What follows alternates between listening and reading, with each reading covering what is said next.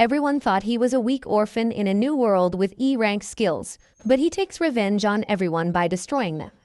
Mimo was a troubled kid who got abused in his own house by his mother's new boyfriend after his father's death.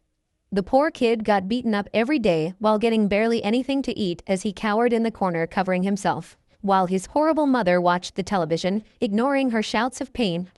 He ended up growing up to be a lonely kid who was weak and didn't have any confidence. He wakes up from a nightmare of getting beaten up by his stepfather when he hears the bully of his class named Sho messing with a nice girl named Aya. He takes away her book and waves it around the air, making fun of her for reading girly novels, because this negative imbecile can't understand that a girl will read girly novels. Nemo imagines how, in a TV show, he would stop the bullying and win everyone's admiration. But he knows that in reality, no one on the bus cares, and if he stands up for her, his weak frame will only get him beaten up. Most popular students support Sho, while the others laugh along to avoid being targeted. The teacher is useless, asleep, as Sho relentlessly demands the girl's phone number. Before he realizes it, Mimo stands up, looking Sho in the eye, and tells him to leave Aya alone. Sho laughs, calling him a simp and weak, when suddenly Kiri, the most popular guy in class, tells Sho to give the book back. Sho obeys and returns the book to the girl, then moves on to bully another nerd, Yasu. Mimo questions why he stood up for Aya, an unusual act for him, but before he can dwell on it, everyone on the bus is transported to a different world. They are all utterly bewildered as they stand in a completely unknown place while a hot god stands atop a bridge and introduces herself as the goddess Visai. She explains that every time when the threat of a demon king appears, the kingdom of Alien summons brave warriors from a different world to defend their kingdom. 200 years ago, the Demon King almost demolished their entire kingdom. But thanks to some heroes, the Demon King was soundly defeated and the entire demon army was destroyed. Unfortunately, the Demon King has gotten resurrected, which is why they have all been teleported to this world, to fight as the new heroes who will put an end to the Demon King. The students are utterly confused as they wonder whether they are dead, or is it some kind of a prank? Their teacher tells them to stay quiet and instructs them to hear what the goddess has to say. Mimo looks at the old architecture, the soldiers wearing armor and holding spear, and the goddess with the golden eyes, before pinching himself to check if he is dreaming. Kiri ends up speaking and asks the goddess what will happen if they don't cooperate with her, to which the goddess smiles and claims that she won't be able to send them back to their world. Kiri asks whether there really is a way to go back, and Visai replies that there is a reverse summoning ritual which can send them back. But to get that, they will have to kill the Demon King, as they will require a special part called the evil element, which will only drop if he dies. Sho screams at her for calling them to a new world without giving them a choice and refuses to help, but Visai goes down on one knee and begs them to help save her kingdom from destruction. Aya speaks up and tells the goddess that they are just humans who can't really do anything, but Visai promises that they have abilities that they had no idea about. Sho still thinks that all of this is a joke, so Visai decides to prove it and calls forth a prisoner of war and a giant demon dog. She lets the giant demon dog loose and it immediately lunges at the prisoner before killing him. Some of the girls are horrified at this and fall to their knees, while Visai looks at the demon before chanting a spell and completely blasting the monster into flames, removing it from existence. She calls the students forward and tells them that they are going to measure their latent abilities. One by one, all the students walk up to a crystal ball and check their abilities as it glows in different colors. After the nerds were through, Sho walks up to the crystal, and as soon as he puts his hand over the crystal, it starts glowing a bright red color. The goddess looks happy and claims that he has a rank skills. Finally, Kiri goes ahead, but as soon as he puts his hand over the ball, it starts glowing a bright golden before exploding. After that, Aya heads up, and even she turns out to be S rank, and after some more students, another girl walks up who turns out to be S rank. The guards are completely shocked, as Visai explains that even one S rank individual is considered extremely lucky, but to have 3 S ranked people is unreal. Finally, Mini walks up to the Krista, but when he puts his hand over the ball, it starts glowing a dim purple color. The goddess doesn't even give him a second thought and tells the next person to come up. Mimo tries to ask what rank he is, but she completely ignores him. So he walks away, realizing that even in this world, he is going to stay a background character. After that, Yasu the nerd walks over to the crystal, who turns out to have a special dark ability inside of him, which another dark hero possessed a while ago and became the strongest. Finally, everyone checks their stats as the goddess tells them that they also have a personal ability which varies from person to person, before telling them that they have to perform a critical ritual now. She calls Mimo in the front, and he is immediately pushed by a guard. She sends him below in a dark pit and claims that Mimo is E-ranked, which is the lowest in the entire class. Historically, the E-ranked people have caused a lot of trouble, so they are usually killed. But since this time they got so many amazing heroes, she will give the E-ranker a chance to save his life, and he will be sent to the Abandoned Ruins, which is a dungeon far away where criminals and monsters are sent. She tells him that if he manages to survive, they will leave him alone and he will get the right to live, otherwise he can kiss his life goodbye. Nemo tries to argue, claiming that he can get better, but the goddess replies that he falls into the category of failure frame, which means that his stats are so low that even after training his ass off, he cannot get better. He gets pissed off and tells the goddess that he never chose to come here. He was summoned against his will and now is being disposed. But Kiri cuts him off and tells him that he is wasting everyone's time as the girls are already tired. While everyone agreed to him, Mimo falls to the ground, defeated, when Yasu walks up to him. Mimo remembers the time when he helped Yasu after he got bullied, but Yasu rejects him and tells him that an E-ranker should talk with more respect to their superiors. Mimo loses all hope as the goddess commences the ritual and throws a leather bag as his special item, which is completely useless. Aya tries to defend Mimo by saying that this is wrong. Frustrated beyond belief, he raises his arm and uses the paralyzed spell at the goddess, who easily manages to block it, before calling Mimo a loser for even trying to hit her with his E-ranked skills. Kiri also tries his spell, which creates a huge fireball, as he claims that he was just checking by letting a small amount of mana in the spell. Everyone laughs at the power difference between a loser like Mimo and themselves, while Mimo simply puts his head down as tears fall down his cheeks. He remembers how his younger self used to cry, when suddenly his soul tells him to stop acting like a good person and show them the true nature of your heart, the nature that you have been trying to repress for so long. Mimo finally lets it all go as he looks up with hate-filled eyes and tells the goddess that she is a rotten hoe, and warns him to be ready for him if he ever comes back alive. He immediately gets transported into a dark cave where he tries to open his status but fails because of the low light. He pours some mana into the leather bag and the gem starts glowing, which he uses as a lantern as he moves through the cave. Suddenly, he realizes that he has been walking on skeletons, which scares him. He wonders what could have killed all these people when a monster tries to attack him, which he barely dodges and starts running away. The monster starts chasing him while Mimo runs with all his might, thinking whether he should turn around and fight, but his heart knows that the level difference is so great that he will simply die the moment he stops. He starts crying out of fear and gets knocked to the ground because of a rock jutting out of the floor. He turns around to see his death in its face, while frustration over his life takes command of his body. Just as the monster was about to kill him, Mimo ends up trying a last-ditch effort to save his life and shoots the paralyzed spell, which to his surprise actually petrifies the monster in place.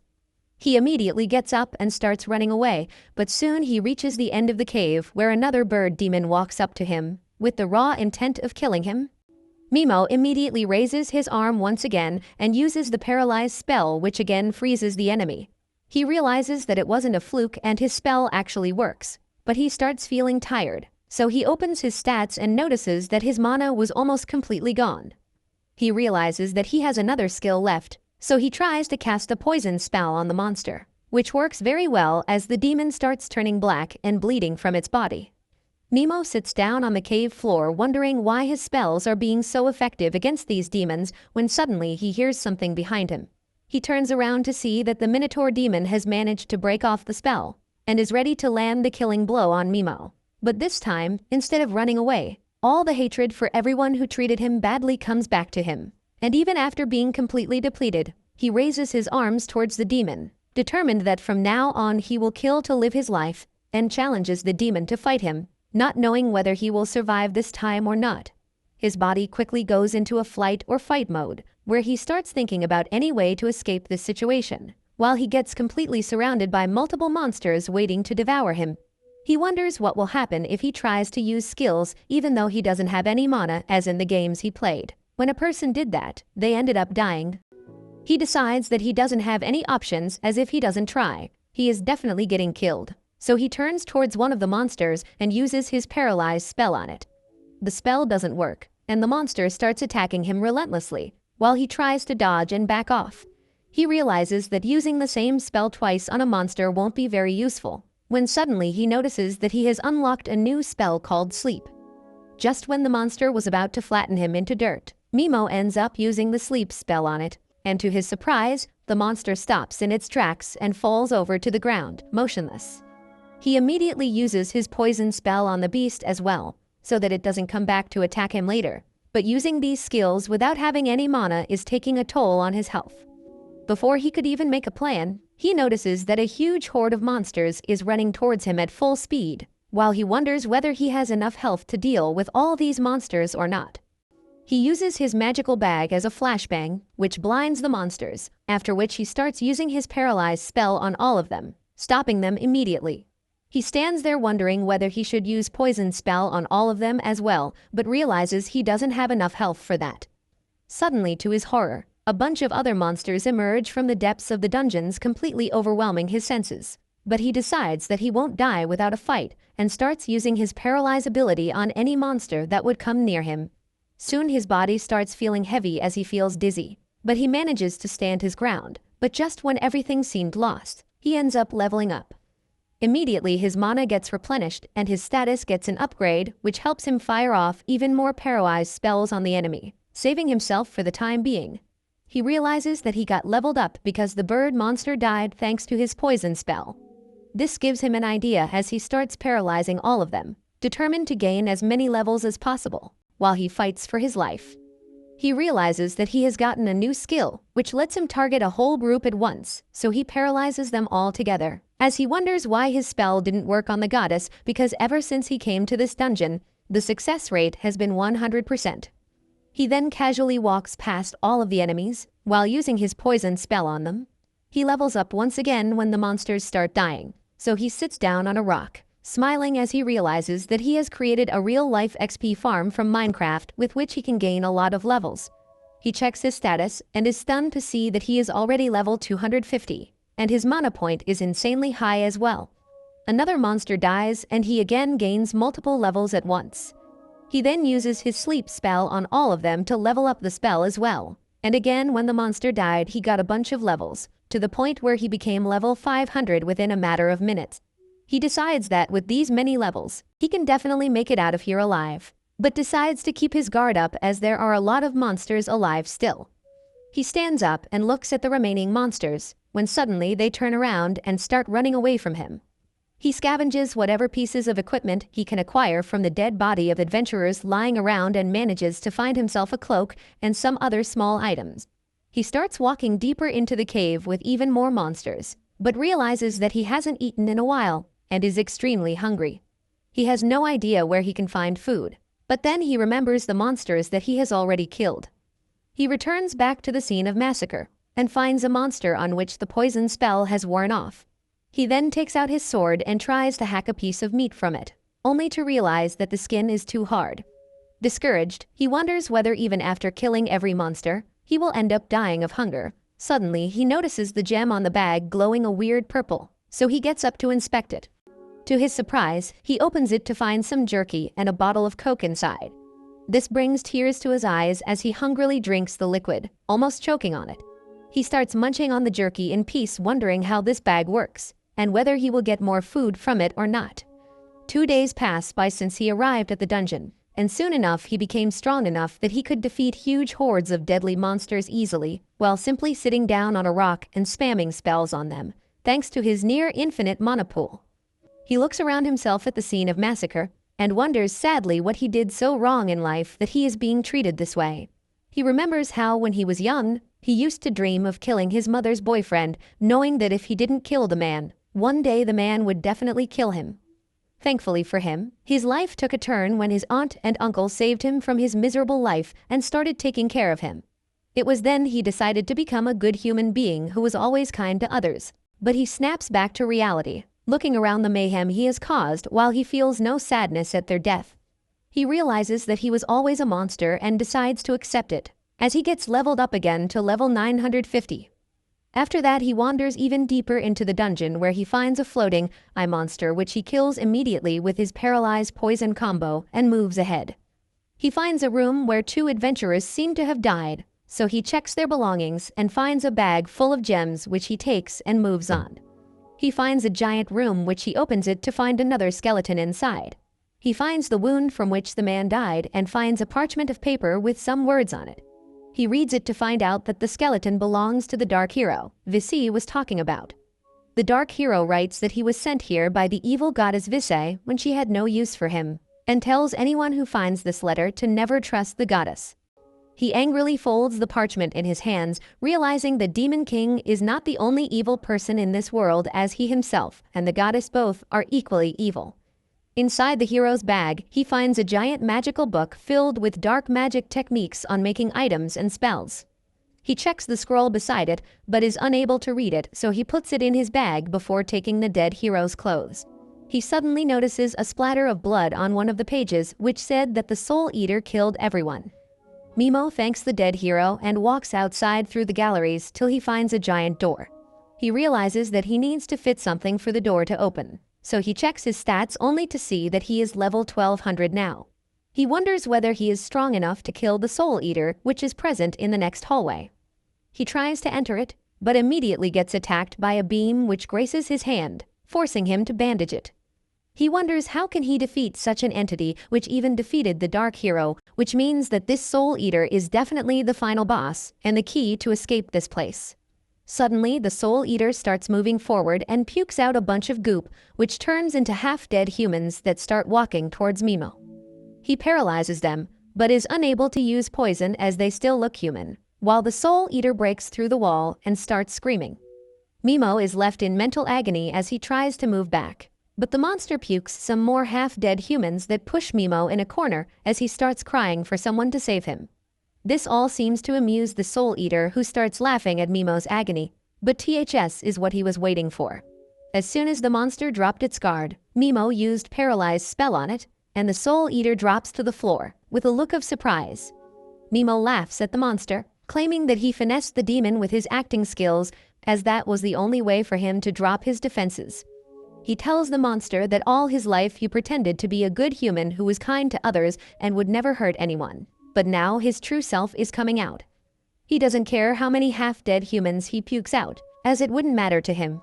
He is in a kill or be killed world, so any moving thing with the intention to hurt him, regardless of whether it's a monster, a half-dead human, or an actual live human, he will kill them all the same without any regrets.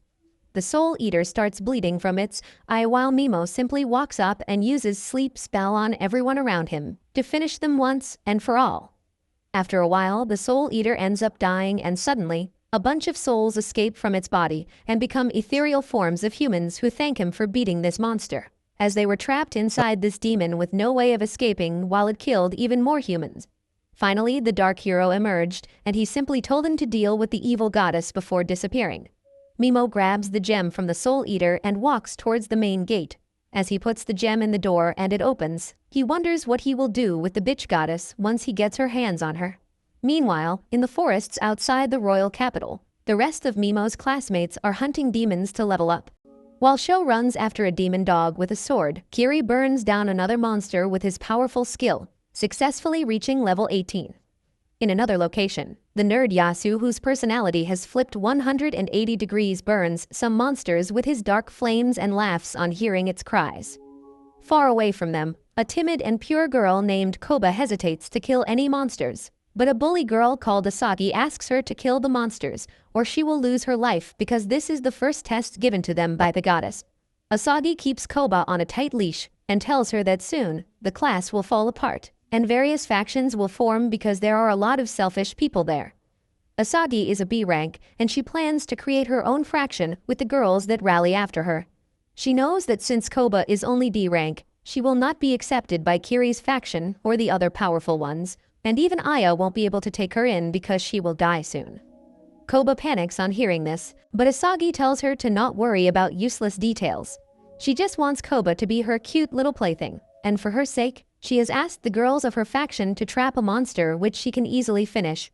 Asagi asks Koba to kill the monster and pass the test given to them by Vic, or she will be disposed off like Mimo. Koba doesn't want to kill the pitiful monster, but Asagi eggs her on, practically forcing her to do it. Eventually, she kills the monster, but that act of violence leaves her devastated, and she recalls the time Mimo helped an injured stray kitten. She begins crying, thinking that she could not help Mimo. Meanwhile, Aya also returns to her senses, and the pain in her gut reminds her of how the goddess knocked her out before sending Mimo away. She immediately goes to confront Goddess Vic, who puts on a third-rate acting show, saying that she was also deeply hurt to send Mimo to danger, but it is their kingdom's policy. She adds that the ritual to dispose off the weakest member of the group will continue, and in the time Aya was asleep, she has already sent the weaklings who couldn't kill a single demon away as well. Aya truly hates the goddess at this point and tells her that her way of doing things is wrong. Vic just laughs it off, saying that everyone is entitled to have different opinions, but it doesn't mean that she will try to accommodate them.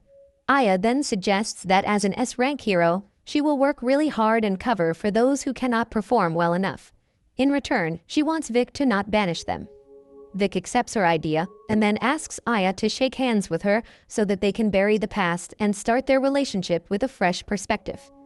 Far away from them, in the dark forests bordering the abandoned ruins, a woman is running away from a group of nasty bandits that are pursuing her. However, she is too careless and leaves easy clues for the group of bandits, who plan to let her run as much as she wants, because they will eventually corner her and hunt her down. At the same time, Mimo has just come out of the ruins. He looks at his stats before going out and finds that his mana is over 59,000. However, he is more interested in finding out the details of his skills right now. He finds that he can use the paralyzed skill on particular body parts of his target in addition to their whole body. He can also weaken his poison skill to make it non-lethal. He plans to test it out as soon as he runs into some demons, but as he keeps walking, he hears some squeaking sounds coming from behind the trees. He finds that a bunch of slimes are bullying a smaller slime, and Mimo feels pity for the little guy. However, the little slime has more guts than the average bullied kid, and it fights back against its bullies. Mimo decides that it is the correct time to test his new skills, so he paralyzes all the slimes, and then uses the non-lethal poison on the bully slimes. He then dispels the poison and paralyzed skills from the bully slimes, and makes them run away. He then turns to the small slime and tells him that he did good in fighting off the bullies. Mimo tells the slime that he is going to release it from the paralyzed skill, and asks it not to attack him. He releases the paralyzed skill and goes on his way, but the slime starts following him instead. Mimo thinks that the slime is also an outcast like him, so he decides to adopt it. He puts the slime in his hood so that it can keep watch behind his back and alert him in case of any danger. Meanwhile, Mimo reads the book on forbidden arts by the Dark Hero. There is a recipe about a medicine that can strengthen even slimes. Mimo talks to the little slime, informing him that he is on a journey for vengeance against those who wronged him. He asks the slime if he still wants to follow him, and he affirms. Mimo is glad to hear that, and he names the slime Pigimaru, and the slime likes his new name. Mimo keeps walking ahead with that, when suddenly, he is surrounded by the bandits after the mysterious woman. The bandits were trying to make her run out of stamina, but on the way, they picked another presence, so they came here for some fun. The leader of the bandits asks Mimo to hand over everything of value he has, and then they may spare him. Mimo is terrified now, because the bandits look terrifying, and he has not fought any human before. The bandits get into an argument about hurrying to catch the girl as opposed to wasting time with random nobodies, and Mimo tries to sneak away using this chance. However, the leader of the bandits tells him to stop immediately. Mimo begs him to let him live, but this makes the bandit even more intent about killing him. He rushes towards him, but it turns out Mimo was just acting to be scared. He uses his paralyzed skill to immediately stops the bandit leader's movement, and then he takes his time to berate the bandits, calling them scum because even though they are much weaker than the demons of the ruin, their evil intentions are even more intense than them. Even Piggy is furious at the bandits, and Mimo says that killing such people won't weigh on his conscience, and he would rather be happy that he eased the burden on Earth significantly. He casts poison spell on all the bandits, and once they all die, Mimo notices another presence nearby. The presence belongs to the mystery girl, who has used a special technique belonging to her tribe to summon a spiritual armor to protect herself. She can also feel Mimo's presence and tell that someone really powerful is nearby, but the vibe they give off is quite uncertain. The girl doesn't want to leave things to chance, so she swings her sword around, cutting through a bush where Piggy was hiding. Just then, Mimo arrives behind her and paralyzes her. She stutters as she asks what does he want, and he says that he just wants information because he is new to this area and knows nothing about it. The girl asks him about the 4 bandits, and Mimo asks if they are her comrades. She refuses, and he believes that she is telling the truth because she is not oozing out evil intent like them. He removes the paralyzed skill just from her head so that she can talk freely, and warns her not to try anything funny or he will kill her. Mimo comes in front of the girl and clearly tells her that because of a lot of reasons, he doesn't trust anyone, much less strangers he is meeting for the first time. Before he can start questioning her, the girl asks him what happened to the 4 bandits. Mimo tells her that he killed all of them, and the girl can't believe it, because the bunch of thugs was apparently known for being really strong. She asks Mimo if he fought the 4 of them alone or if he received help, but he refuses to give her any details. The girl believes that Mimo is not a bad guy, so she decides to trust him and says that she will answer any question he asks honestly. Mimo also starts trusting her a bit more because of her cooperative attitude, but it is not enough to free her. They begin talking, and Mimo learns that right now, he is not in the Alien Kingdom, but in the forest of the Urza Kingdom to the south. He learns a lot of things and then finally asks the girl if she can read the forbidden spell scroll. She can only tell him that it is written in a rather special type of ancient script which almost no one can read.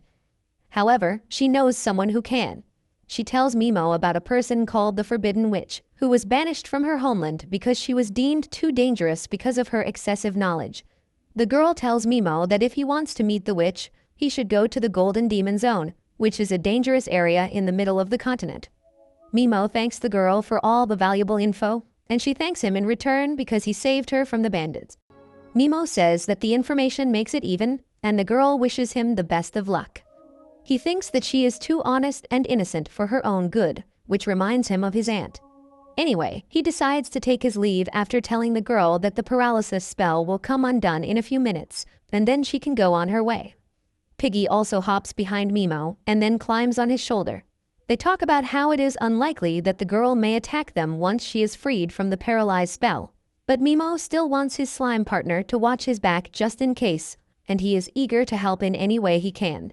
Mimo soon reaches a small town called Mills, and the female knight on guard duty is rather nosy about his business. She thinks that he is a country bumpkin from somewhere who came here to work as a mercenary and raid some ruins. However, she gives him the permission to go inside, because the lord of the town has given orders to let all mercenaries inside, especially those who plan to raid the ruins. Mimo thanks her as he heads inside, and thinks that the security is very lax here because they didn't even check his luggage or ask for an identification document, but that works out in his favor. He soon reaches an inn, where a grumpy old man receives him. He is not friendly to Mimo initially, but just as he shows him a silver coin, the man begins acting like his personal attendant. He asks for his name, and Mimo adopts the fake name Hattie to stay at the inn. At night, he takes a walk around the town to find that it is quite peaceful, even though there are a lot of outsiders and mercenaries here. He finds that they have all the shops one would expect from a town of this scale in an Isekai anime, and there is also an adventurer's guild. Once Mimo collects all the info he can before heading back to the inn and eats some food. He keeps pretending that the food is delicious even though it is not as per his taste. He keeps his keen ears pointed at the drunk men sitting on the table beside him so that he can gather some information about this world. The drunk men are talking about the strongest knight orders in the continent. One of them talks about the holy knights under the mad Emperor Falcon who have never lost a war. Other men name other popular knight orders, and they believe that the magic knights of their Urza kingdom are not inferior to them in any way. However, all the men unanimously believe that the strongest knight order in the continent is the Black Dragon Knights, who burnt down the holy kingdom of Nia in record time. They begin fanboying over the strength of the Black Dragon Knights, who also have the strongest hero killer in the world among them. Mimo has heard enough, so he takes his leave and takes along some food to feed his pet slime Piggy. While the slime is eating rice, Mimo begins formulating a plan for future. He thinks that first, he should find the person who can read the forbidden magic spell for him. He recalls that the girl in the forest told him to meet the forbidden witch in the Golden Demon Zone. Before that, he plans to use a strengthening agent to increase Piggy's strength. Suddenly, he recalls that the drunk men were also talking about a newly found layer of ruins in their territory, which has attracted mercenaries from all over the place, and the town is thriving. Mimo thinks that he can find the Skeleton King's bones in the ruins, which are the most important part in creating the strengthening agent. So the next morning, he joins the rest of the mercenaries who plan to raid the ruins. They are greeted by Marquis Creed, who is the lord of this region. Creed tells everyone about a new layer that has been found in the mill's ruins, and declares a reward of 300 gold coins for anyone who discovers the ultimate treasure of the ruins called the Cup of the Dragon's Eye. He promises to buy all the loot from the dungeon at a high price and tells the mercenaries that they can keep the drops from monsters to themselves. The registration process starts with that, and Mimo's attention goes to a douchebag noble called Flash trying to hit on a girl who has covered herself with a hood. She asks him what he wants, and Flash remarks that her voice sounds like a certain leader of the Holy Knight army of the ruined kingdom of Nia. His words create a wave of gossips among other mercenaries who wonder if the Night Princess of Nia is really here, because she has a huge bounty on her head. The douchebag keeps flirting with the woman aggressively, telling her that even her jubs are the same size as the elf princess who once refused his offer to have dinner with him. The woman tells him that he has got the wrong person, so he asks her to remove her hood and prove that she is a human and not an elf. He is confident that once he takes off her hood, her pointy ears will reveal that she is an elf, and since he already recalls the face of the elf princess, he will be able to claim the bounty on her head. However, when he removes the hood, the girl has normal human-shaped ears, and Flash is taken aback. Mimo recognizes the girl as the same one he met in the forest, but he doesn't interfere in her matters because she sends the douchebag running away in humiliation by herself. After that, Mimo heads to the store to buy some equipment, but he crosses the hooded girl who recognizes him. She approaches him and begins talking about the raid. Mimo warns her to be careful about how she deals with douchebags because the man from earlier may come to hurt her out of spite. She replies that she doesn't care and explains that she deliberately acts rude to people so that they leave her alone. Mimo then asks the girl for her help in buying some tools for the ruin exploration because he fears that he may get ripped off. He promises to pay her for her services, and the girl gladly takes the offer because she is in need of money. She shakes hands with Mimo, introducing herself as Mist, and he realizes that it is a fake name. He introduces himself as Hattie too, but explains that he also has some circumstances like her, which is why he is also using a fake name. Mist helps Mimo buy some good equipment, and he gives her 3 silver coins for her advice, which are more than she was expecting. She thanks him and starts leaving, but she suddenly collapses because of exhaustion. Mimo notices the dark circles under her eyes as he supports her, but Mist tells him that she just needs some rest and runs away. The next day, Mimo heads into the mill's ruins and immediately finds some mercenaries running away from a demon calf that is the young version of the minotaurs Mimo fought in the previous ruins. He paralyzes and poisons the demon and then finishes it with his short sword. Meanwhile, the mercenaries call their senior to defeat the demon calf, and they are astonished to see that it has been defeated by someone using just 1 stab of a short sword. Unbothered by this, Mimo makes his way inside the ruins and finds that the demons here are not even a threat to him.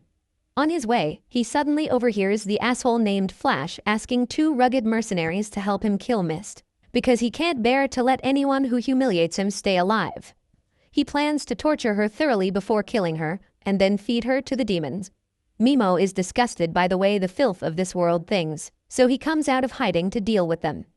Flash and his underlings get ready to finish him, and Mimo tries to test them by apologizing and saying that he will keep everything he heard a secret. Flash has no intention of letting him live, but just as he attacks, Mimo paralyzes him and his goons. He poisons them while they are paralyzed, and it feels oddly refreshing to get rid the world of filth like them. Mimo starts walking away, and Flash curses him, saying that he will get his revenge, but Mimo was leaving them alive only because some powerful demons were heading their way anyway. The demons eat the paralyzed jerks, and Mimo heads deeper into the ruins without any weight on his consciousness. He decides to take a small nap before heading to the deeper floors, and Piggy keeps watch as he sleeps. Mimo then heads deeper into the ruins, leaving dead monsters in his wake. Because of this, he is cornered by an experienced adventure party called Saber-Toothed Tigers, Their leader Lily and vice leader Foes say that they couldn't even find the cause of the monster's death, so they suspect that some extremely powerful enemy is present here. That is why they are planning to return to the surface to ensure their safety, and they only stopped Mimo to ask if he would like to come with them. He thanks them for their concern and keeps going ahead.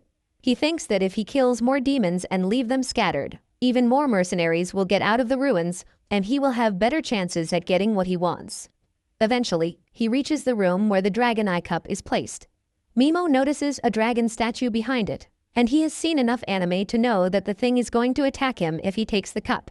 So he paralyzes and poisons it in advance, and then takes the cup as the monster dies. Just as he turns around, he finds Mist there, who is surprised to see that someone reached the room before her. She says that sleeping for a couple of hours costed her the grand prize, but to her surprise, Mimo has no problem handing over the cup to her. Mist is flabbergasted and asks what should she pay for it, but Mimo tells her that she can keep it because the persona he is wearing right now is extremely naive and susceptible, especially when pretty girls are involved. Mist can't take something worth 300 gold coins for free because it hurts her honor, but Mimo keeps telling her that he doesn't need the cup or money. He begins fiddling with the platform and opens a secret passage leading deeper into the dungeon. He tells the girl that what he wants is deep inside the next floor, and he used the recruitment offer just to get here. Mist suddenly offers to be his bodyguard to the next floor as a way to pay him for the cup. She is insistent that she will be helpful to him, and after thinking for a while Mimo agrees to take her along. He lays out two conditions. Firstly, she will not poke her nose into his personal circumstances, and second, he cannot guarantee that they will come out of the ruins soon. Mist immediately agrees and swears to protect him even with her life. They soon run into a creepy plant monster with golden eyes, and Mist makes quick work of it with her sword skills. Mimo applauds her, and then asks her about the golden-eyed demons. She replies that the golden-eyed demons are said to have a lot of experience points, and they help heroes from the other world level up quickly. She also adds that the otherworldly heroes can't get experience from killing humans, and thus they need to keep killing demons to level up. Mist also explains that it is said that a special magic element released by the Demon King is what turns normal creatures and demons into golden-eyed variants, making them more powerful and ferocious. This makes Mimo thinks about Kiri, the golden hero, and he gets an eerie feeling that his power may somehow be connected to all this. Soon, they come to a resting zone, and Mist says that she feels the presence of a monster nearby. Mimo realizes that it must be Piggy, so he brings the slime out and introduces it to Mist. They immediately become friends, and then Mimo asks her to take a nap because she badly needs it. She reluctantly agrees and lays on the bed, when suddenly, Piggy starts dancing in front of her. Mist is distracted, and using that chance, Mimo puts her to sleep with his skills. To his surprise, Mist suddenly glows and returns to her normal form, which is that of an elf. Mimo always had a hunch, but now he is certain that Mist is actually Siraz, the Princess Knight of the Holy Kingdom of Nia. Far away from them, in the forest where Mimo killed the 4 bandits pursuing Mist, the leader of the Black Dragon Knights is looking at the scene of carnage.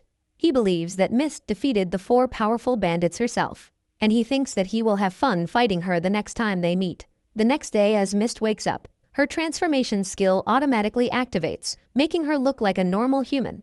She panics thinking that Mimo might have seen her, but feels relieved when she sees him sleeping on the floor. Piggy comes up to her and starts squeaking, and Mimo takes this as a cue to stop pretending to be asleep. They start their journey into the dungeon after that, and upon sensing the entire floor rumble and shake, they decide to run away. Suddenly, a giant monster breaks through the wall next to them, and Mist recognizes it as the Skeleton King. Mimo can tell that it is the boss monster of this dungeon because it is much stronger than any demon they faced. However, Mist knows that the odd-looking bone under its chin is its weak point, and if they just break it, they will win. Mist believes that normal mercenaries stand no chance against the Skeleton King, but together, they might believe it.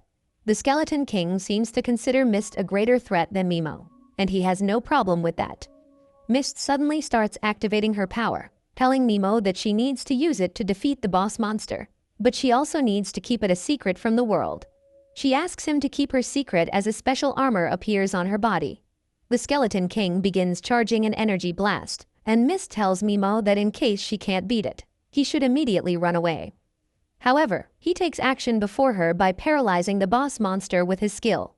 Mist is confused, but as Nemo casts the poison spell on the demon, she suddenly realizes that he is the man she met in the forest. Soon, the Skeleton King dies because of the poison, and then Nemo gets the bones that are needed to create the strengthening potion. He takes one look at Mist and realizes that her mind is full of question, so he promises to answer her questions once they get to the surface. They start walking back, when suddenly, Piggy alerts Nemo about something inside the Skeleton King's body. Nemo begins searching for it and finds a small bundle inside the demon's chest cavity. As soon as he takes the bundle in his hand, it starts to glow, and a strange symbol appears on it. On opening the bundle, Nemo finds a strange egg, but Piggy seems to be insistent about wanting it, so he decides to carry it with him. Far away from them, Nemo's classmates have also entered their first dungeon. Some students run away as skeleton knights begin chasing them, while a girl sits on the floor and cries over her severed arm. Her friend tries helping her, but they get attacked by the monsters. Everyone escapes somehow, and Aya stands in front of the monsters, determined to stop them. However, before she can do anything, Sho and Kiri attack the monsters and defeat them in one go. But Kiri uses his attack without concern for his classmates, and Aya has to shield them. Kiri is proud of his strength and reveals that he is level 24 now. Back in the dungeon city, Nemo and Mist reach the surface, where Mist presents the dragon eye cup to the guards. As everyone's attention is drawn to the ultimate treasure of the dungeon, Nemo silently takes his leave. Mist follows him and informs him that she will get her reward from the Lord tomorrow in a public ceremony. Nemo asks if she is free till then, and on getting a positive answer, he asks Mist to come to his room at night so that they can talk about some things. She understands, and then grabs his hand just as he is leaving to thank him for the cup again. At night, Nemo is creating the strengthening agent when Mist shows up on his door. Nemo tells her that he wants to hire her as his escort for the rest of his journey.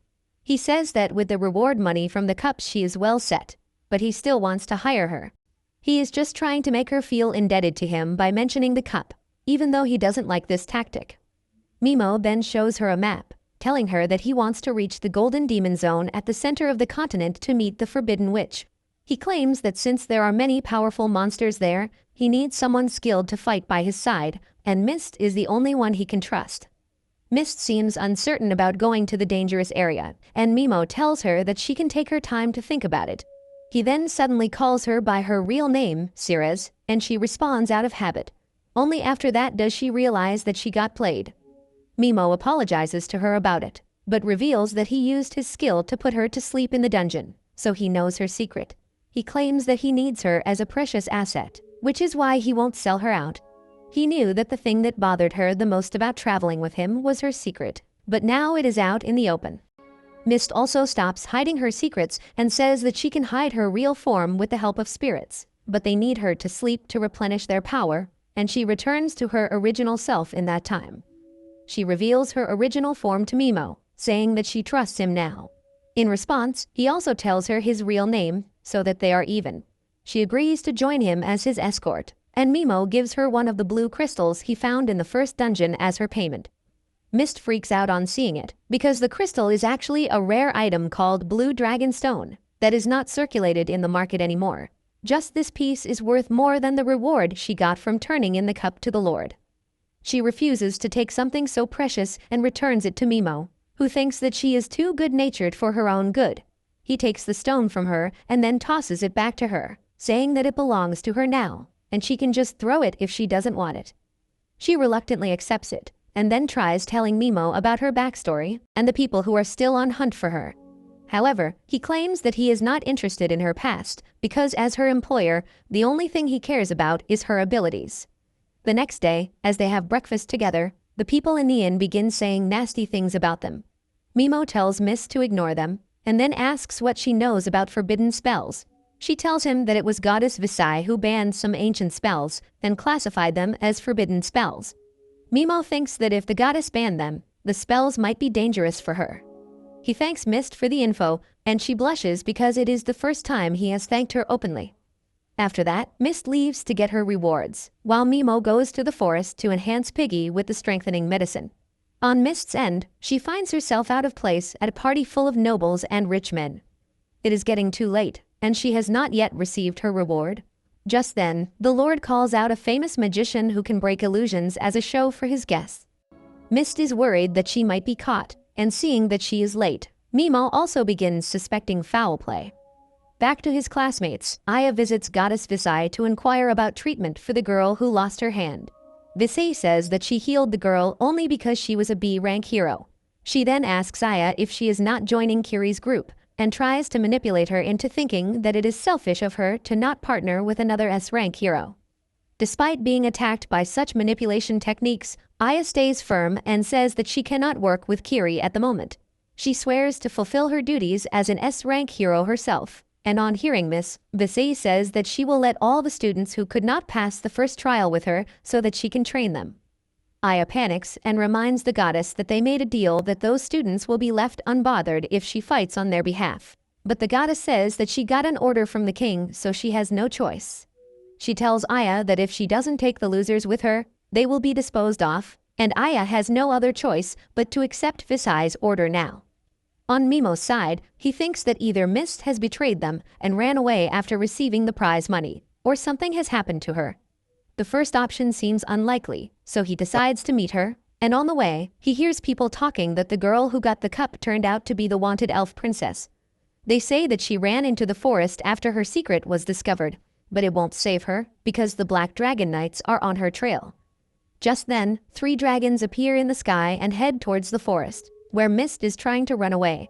One of the Dragon Knights attacks her, and Mist first uses her spirit magic to bring it down with an aerial slash. She enchants her sword to defeat the second and the third Dragon Knight too. She is tired by fighting them despite them being low-ranking knights.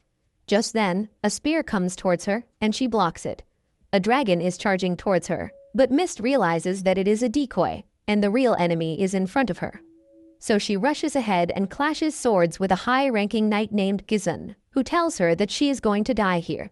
Mist can't use her spirit armor to fight at full strength because of the illusion-breaking spell earlier, and Gizun keeps pushing her back as he reveals that he got orders from a certain person to kill her on sight rather than capturing her alive. However, he plans to have some fun with her before killing her. He keeps pushing Mist back, and when she loses balance and falls, he kicks away her sword before pouncing on her. Luckily, Mimo arrives there just in time and paralyzes Gizun and his dragon. Mist gets out of her situation and asks him what is he doing here, while Mimo puts non-lethal poison on the knight. He puts Gizun to sleep before talking with Mist, and reminds her that they can't talk about private stuff when others are present. He tells her that he came back to pick her up, but she tells him that she cannot accept his job offer now, because he will also be pursued by the Dragon Knights if he is with her. She tries to return the blue dragon stone to him as well, but he gets irritated by that and throws a pouch full of dragon stones back at her. Mist is perplexed on receiving it, and Mimo tells her that he cannot find a better escort than her, and neither can he be bothered with trying. He then abruptly asks her to undress, and Mist wonders if she heard that right. Mimo looks at her annoyed that she isn't understanding what he wants and tells her that everyone recognized her because of her attire, and she needs to change into something else to throw off the trail. He then tells her that he needs her to find the Witch of the Woods as he must know what these forbidden spells are, and she might even help her hide her identity better. He then moves towards Gizun and removes the sleep spell before asking him who the hell sent him to kill Mist. Gizun looks up at him wondering when he would die, but Mimo promises him that if he reveals the truth, he will be spared and Mimo would remove the poison spell. Gizun decides to reveal the secret as he also wanted to see how the elf princess would react to this. But before he could say anything, Mimo senses danger and pulls Mist away as a huge sword smashes Gizun heads in. Mimi immediately turns around to see 3 dragon riders being led by a young man with silver hair and glaring red eyes who declares himself as the humanity's strongest troop, who is known as Civet. He descends down with all 3 of his companions as he introduces their unit as the 5 dragon riders. Gizun used to be a part of them as well, but he spoke too much, and that's why he had to die. One of them seems to be a bit more flamboyant than the others with his Karen-style haircut, while the other wants to cosplay as a pirate, and tells Civet that they should use her as a ball and toss her around on the field before killing her since the king himself ordered her to be killed on sight. The flamboyant Karen tells the pirate to shut up as the king wants the corpse to look as beautiful as Mist looks in real life, while Mist is horrified at what these men are saying. She takes out her sword, claiming that she won't die so easily. But the guys don't take her seriously, and Sivit tells her that he would give her a chance to win a duel against him, and if she wins, he will leave her alone. But his eyes immediately turns towards Mimo, as right now he is more interested in this strange foreign man than the elf princess himself. Mimo realizes that his life is hanging by a thread right now, as he can feel the power that this man has, which is 100 times greater than the Soul Eater who gave him a run for his money. He still smirks for some reason and asks Sivit whether they can have a chat. Sivit asks his name, but Mimo gives out his fake name, which Sivit immediately recognizes and gets even more interested. The pirate seems dumber than a rock and asks why is he so interested in the boy. But Sivit replies that this boy is not trembling in front of the dragon riders and even wishes to have a conversation with the humanity's strongest man. Mimo realizes that he needs to play his cards right if he wants to survive this ordeal and asks Sivit whether he simply wants to fight the strongest enemies he could find on Earth to satiate his battle hunger. Sivit acknowledges the truth but claims that not many enemies can give him a good fight. But Mimo asks why doesn't he fight against the goddess Vise. Sivit claims that the goddess is indeed strong, but their kingdoms have a peace treaty. But if it ever came to war, he would love to fight the heroes that she summoned from another world, as they are supposed to be incredibly strong. Mimo smiles while Sivit gets bored of Mist and tells her that he doesn't want to fight a weakling like her and asks her to simply drop the sword and accept her death. Mist refuses it obviously, which annoys the white-haired knight. But Mimi decides to sweeten the deal and tells him that if he wants to fight a strong foe who can actually go toe-to-toe with him, then Sivit should choose him as his new opponent, as he is a hero from another world. Everyone is shocked to hear this, including Mist, who had no idea about it. But Sivit laughs, claiming that he knew something was different about him. He asks why the hell is a hero roaming around in the forests so far away from his kingdom, and Mimo decides to spill the truth as he knows Sivit will know if he lies. He reveals to Sivit that the goddess considered him to be of a different class to the other heroes, and that's why she separated him and sent him away. There was not a speck of lie in there, but as expected, Sivit thought that Mimo must have been a very strong hero, and that's why he was allowed to go alone. He asks what does Mimo want from him, and Mimo replies that he wants to postpone their match for now. Sivit laughs and asks what he will get in return, and Mimo replies that he will train and become stronger than anyone, even the goddess herself. And then he would come back to meet Sivit in an all-out deathmatch. Sivit laughs like a sociopath at this and claims that he would love to see that one day and tells Mimo that he is free to go on his way, and even the dragon riders will leave once they deal with the elf princess. Mimo's face changes and he tells Sivit that he can't let them do anything to Mist as he needs her to help him get stronger. Sivit laughs once again, claiming that he will allow that as well, as he really wants to fight him soon. Karen tries to speak against this, but Sivit tells him to shut up if he wants to stay alive, and soon they all take flight as Sivit tells Mimo to get strong before his patience runs out. Mimo smiles and bids him farewell as he waits for them to come in the exact range he wanted them to be in, and immediately uses his paralyze spell on them. Sivit realizes that something is wrong, but it's too late as soon enough all the dragons and their riders fall to the ground one after another while Mimo laughs at them, claiming that this is not some heroic tale where people honor their words. This is his gritty story of revenger against the world, and he doesn't care how he achieves it. Sivit struggles on the ground angrily, asking what the hell did he do. Mimo doesn't even care to reply and uses poison on all of them, killing them immediately. But Sivit still keeps struggling even after hit by his poison spell, which reminds him of the Soul Eater, who was the only other monster that managed to move a little while being poisoned. Sivit is much stronger, though, as he picks up his lance to throw it at Mimo, but ends up falling down out of exhaustion. Suddenly an alarm is sent for backup, and a huge horde of dragon riders arrive.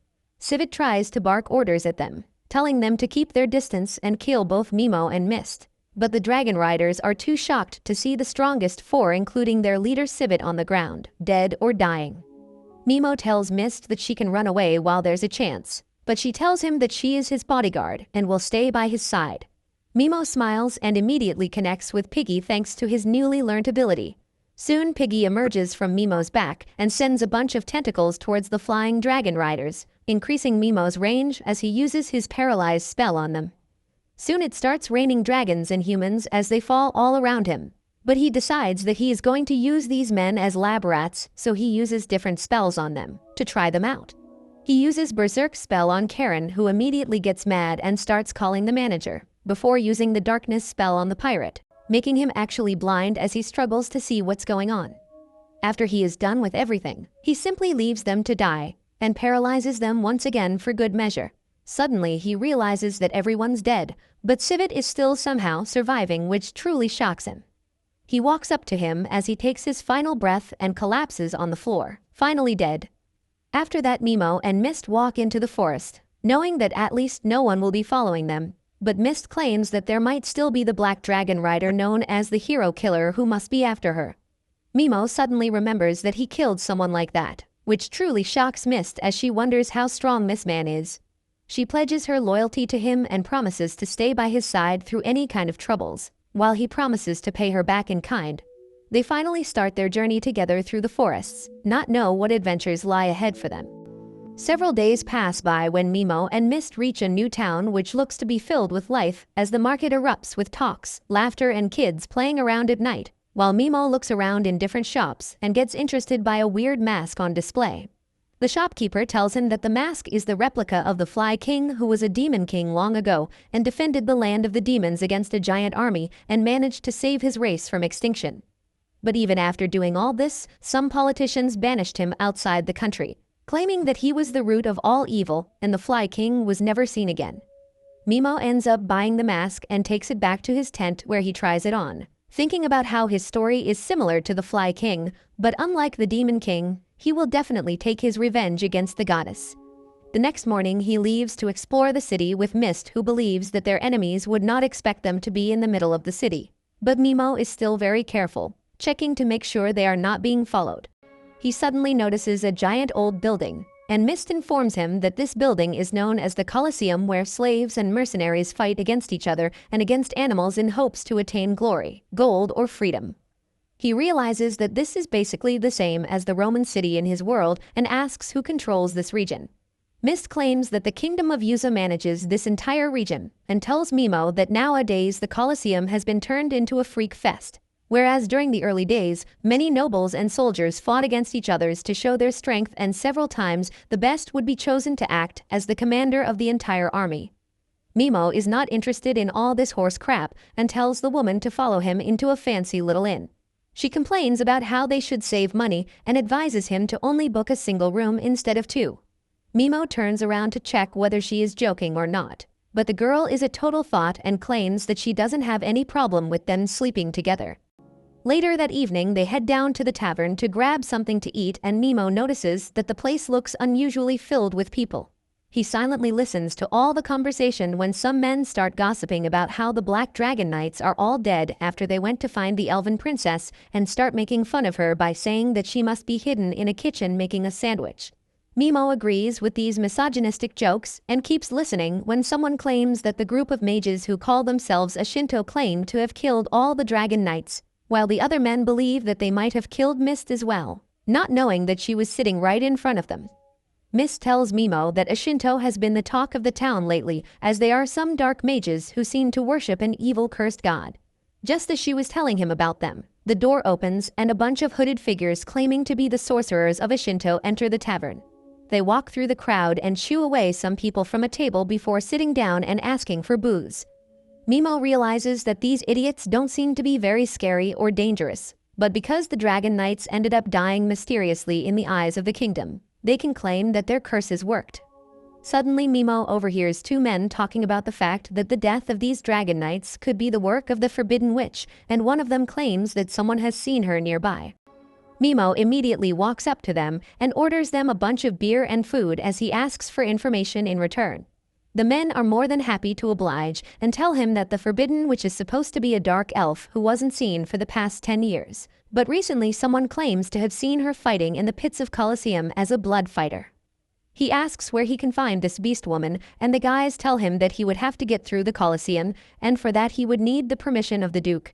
Suddenly, the door opens and a cheetah woman enters the tavern, and the guys immediately smile, claiming that Mimo is in luck, as this is the beast woman they were talking about. Mimo immediately moves towards the beast girl and offers her a drink and some food. The cheetah introduces herself as Eve and immediately asks what he needs, so he cuts to the chase and asks whether she has seen the Forbidden Witch. Eve ends up disappointing him as she claims that that is just a rumor started by someone. It is true that she once entered the Golden Forest where the witch supposedly lives, but she never actually met her. She asks why does he want to know about the witch, and Mimo lies about being a scholar who wants to produce a biopic about her. But Eve simply warns him not to go near the forest as he won't survive a single day inside. With that, Eve leaves the tavern and soon Mimo and Mist also depart while she confidently tells him that the beast bitch was lying. Mimo also thought the same and decides to investigate this matter further tomorrow. They return back to their inn for the night where Mimo realizes that he forgot to feed his slime and gets scared of a lawsuit by PETA. They soon start munching down on some old cheese sandwiches that he had in his magic bag, which Mist really likes. Mimo wonders how can they extract more information from Eve, and Mist replies that the only thing that blood fighters care about is money, because with that they can earn freedom from their masters. But to do that, they would need a huge amount of money. Mimo decides to find out more about Eve the next morning, while Mist decides to burn of some calories to maintain her hourglass shape and gets in her armor, which leaves all her vitals in the open. She starts practicing her swordsmanship, as Mimo watches her in admiration, realizing that this woman can make a sandwich and cut it with her sword, which is a bonus. He gets impressed by her and asks whether she could teach him some basic moves, and she agrees. She tells him to go all out and attack him, but Mimo wonders whether a weak woman can handle his manpower. Mist tells him not to worry as she was the instructors for the Holy Knights before, so Mimo swings at her full force, but she dodges out of the way and locks both his arms behind him. Mimo immediately folds, so Mist lets him go by the time they are both covered in sweat. Mist realizes that women should wash the clothes, so she immediately heads down to clean their clothes, but starts creepily sniffing Mimo's cloak while he comes from behind. She immediately hides what she was doing, while telling Mimo that she is used to washing clothes. A little while later, Mist heads off to sleep, while Mimo sits down reading his dark magic book. But just like my dyslexic ass, he can't understand anything. He realizes that Mist has been doing her hardest to make sure she isn't a dead weight, and he decides to thank her the next morning. Before he could head out to sleep though, Mist ends up waking while Mimo tells her that he just couldn't sleep. Mist immediately takes out her herb bag and produces 3 herbs that have different effects on a person. She claims that the first herb can make you sleepy and relaxed, while the second one can make you energized. Mimo wonders whether it actually works but decides to try it out anyway. So he takes out a couple of cups and puts some soup cubes in it before pouring in hot water. After that, Mist takes out a vial and starts pouring the herb into the cup, but later realizes that she messed up and ended up pouring the energizing potion instead of the relaxing potion in the tea. Mimo realizes that this can be difficult considering they are in a single room with no one watching, but he reminds himself of his goal, which is to take revenge against the goddess Visi, which puts his mind back into the focus mode, while Mist bows down as she has finally found the king of all incels. The next morning, they both head back to the city in order to gather more intel, and Mist returns back with some juicy gossip. She tells Mimo that Eve was brought here as a slave 3 years ago, and she showed her true potential in her first fight itself. Ever since that day, she has stayed undefeated in the arena, and tomorrow is going to be her last fight as a slave. Mimo looks troubled as this would mean that she already has enough money, which puts bribing her out of question. Surprisingly enough, Mist claims that there is more to the story, as apparently Eve already earned enough money to buy her freedom 2 years ago. But she stayed behind because of a child slave, whose freedom she wants to buy as well. She also tells him that most of the strongest blood fighters have died in their last matches, and she suspects that the old Duke doesn't like these fighters earning their freedom, so he rigs the fights against them and kills them in cold blood. Mimo wonders whether Eve has any idea that her last fight could take her life and all that she dreamed of, while Eve sharpens her blade to get ready for the battle. If you liked this video, make sure to subscribe and check out this brand new anime about a weak salaryman who transforms to become the strongest adventurer in the world.